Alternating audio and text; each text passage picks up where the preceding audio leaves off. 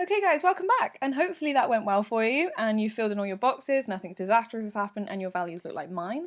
If you have run into problems and your values do look different to mine, do post in the forum for me and I'll see what I can do to try and help understand what happened. For now we'll continue. So apart from this guy down here, which I will go into in a little bit, what you'll see is that the further back in evolutionary time we go, so we're looking at organisms that are less related to humans, is that they have less percentage identity with their cytochrome C sequence. So that holds true until we get to this guy down here. Now this guy is really interesting and I will go into him in a little bit detail in a little while. But one extra thing that we can do here, if you do want to visualize how long ago we actually diverged, there's a wonderful website called Time Tree, and you don't have to do this. This isn't essential for the rest of the practical, but it is really interesting. So I'm just going to introduce you to Time Tree. And Time Tree is a great website. If you type in two taxa, or two species as it were, it'll tell you how long ago they diverged. So if we type in human, and we type in chimpanzee, and we just want to have a look how long ago they diverged, that was 6.6 million years ago. So if I just type in here 6.6 million years ago, and then if I do that with mouse,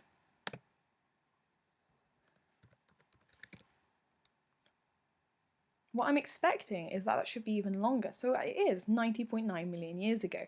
Now I'm sorry, I should have explained this in a little bit more detail. So here we have papers which are describing molecular time estimates. You don't need to worry about those. And here we have some geological periods just to show you. You can open them and close them up if you want to look into more detail. The value that I'm interested in is this one here. We don't need to worry about these two down here.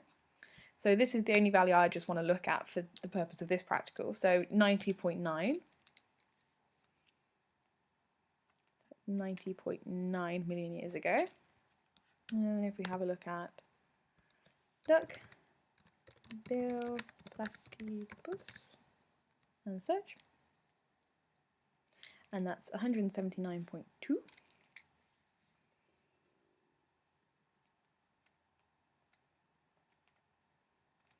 And then if we have a look at Gallus gallus, which is a bird, Gallus gallus, and that was 320.5.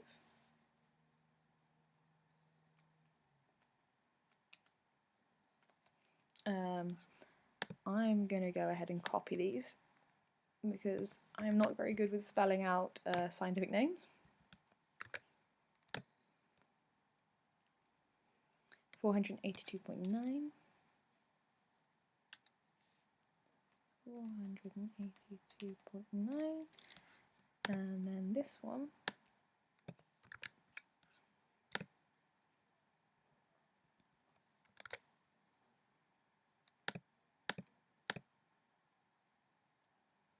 and that's 411.9. So the only reason I included that in there is just if that made it easier for you to visualize as we go further back in evolutionary history, as we go further back in time as it were, that they have less percentage identity. Now obviously until we get to this guy. And I will just skip to this paragraph here just to explain. So all of the above species are vertebrates. So this guy here is a West Indian ocean coelacanth, and he belongs to a very old order of fish. They're the oldest lineage of lobefin fishes, and all tetrapods, and that includes us, descended from this lineage some 395 million years ago. So the fact that it's present in this, and this is a very ancient species, very old, it tells me that this protein is very old, functional, and very vital for survival. So you can see that the above protein is present and it's similar and always remains above 80%. And that's basically saying that all of these species here have an 80% identical protein called cytochrome C that is identical to our own.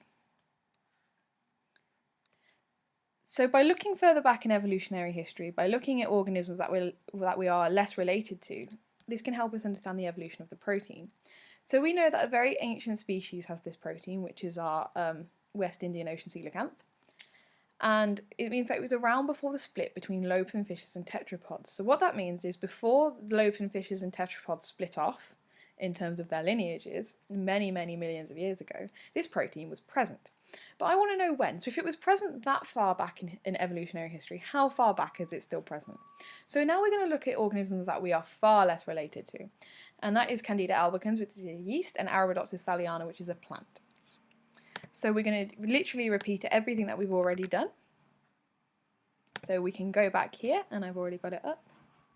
And there we go, Candida albicans, taxid 5476, 5476. Don't forget to make sure that it matches, and then whilst that's doing that, you can type in Candida albicans and human into here and see what it pops up with. So it's telling me that it was 1,302.5 million years ago. Very long ago. 1,302.5. 0.5. And this one is telling me that we have, if we can just scroll down here, so that will take us automatically here. So that one has a 66% identity.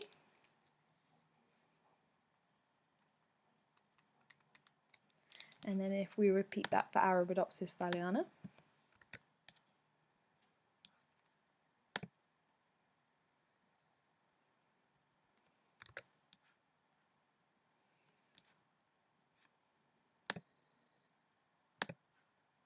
and then again for this one.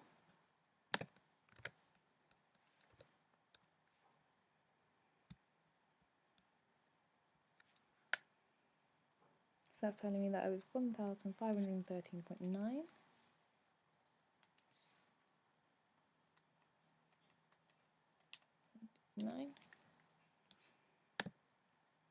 Oh, yep. If this ever happens to you when you're doing, if you're using BLAST, guys, don't worry about it. It is the nature of BLAST. Just go all the way back until it says that. Edit and resubmit. There we go. And just put it back in. It's okay. That's the nature of kind of online bioinformatics programs, as it were.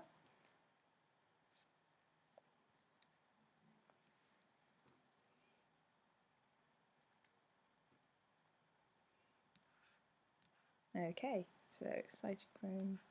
So if we click on the top one, so it's saying that it is 66% identical.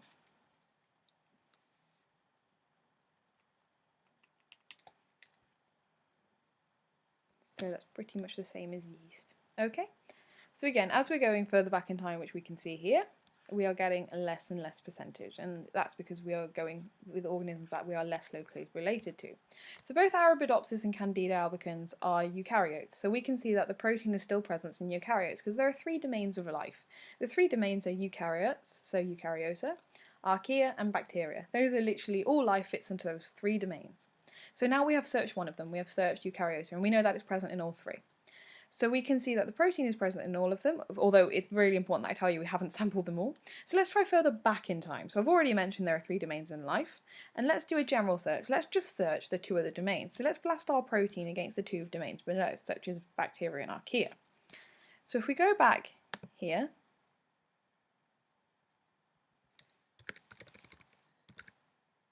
taxid 2, and search,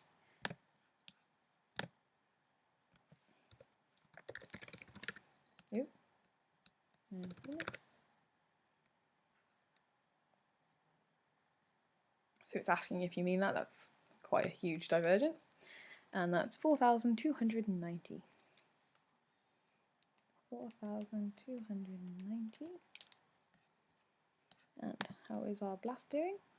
It's taking a little while. Again, if this takes a while, guys, I will cut out a section of the video so it'll appear almost like mine happened instantly, but it didn't. I can imagine this is going to take a few minutes because it's searching against an entire domain, which is really rather huge.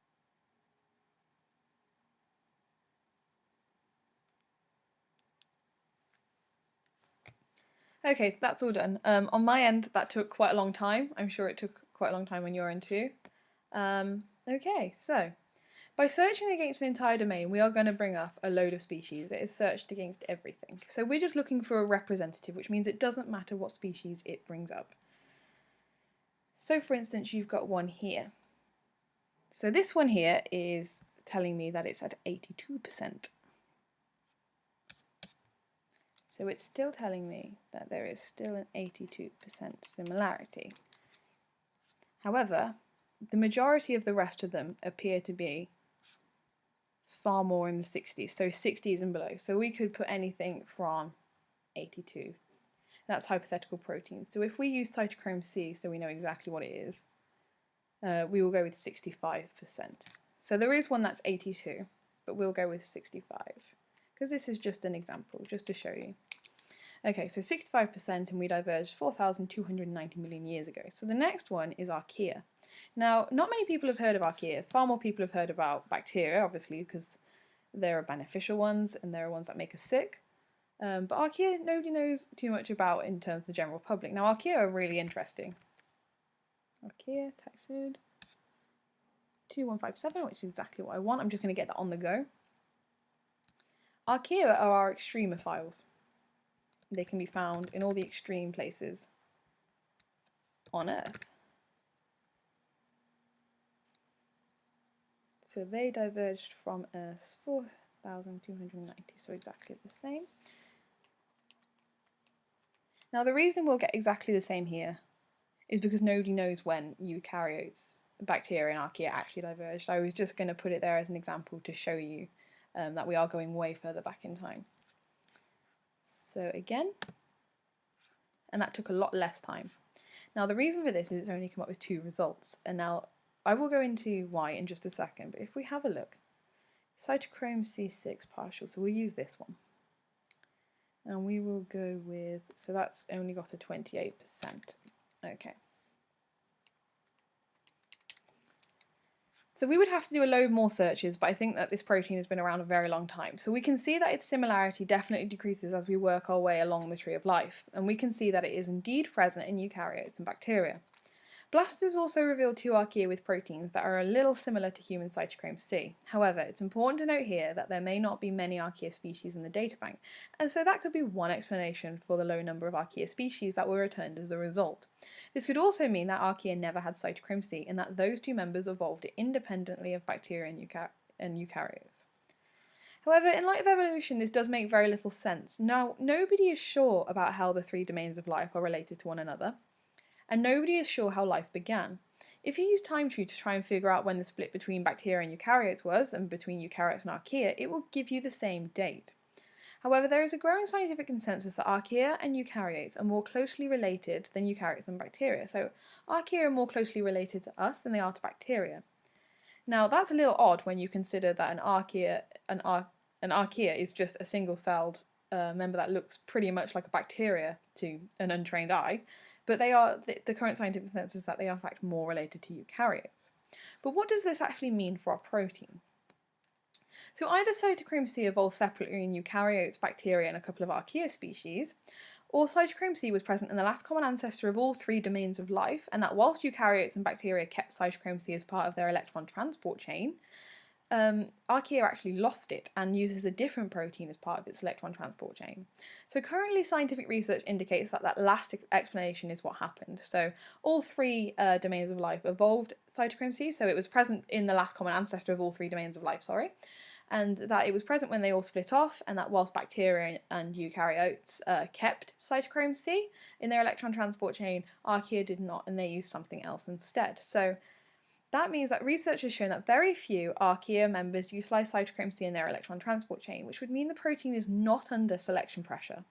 As the protein is not under selection pressure, any mutations that occurred in the protein wouldn't have had an effect upon their survival and fitness. Over millions of years, the archaea cytochrome C has likely mutated beyond recognition.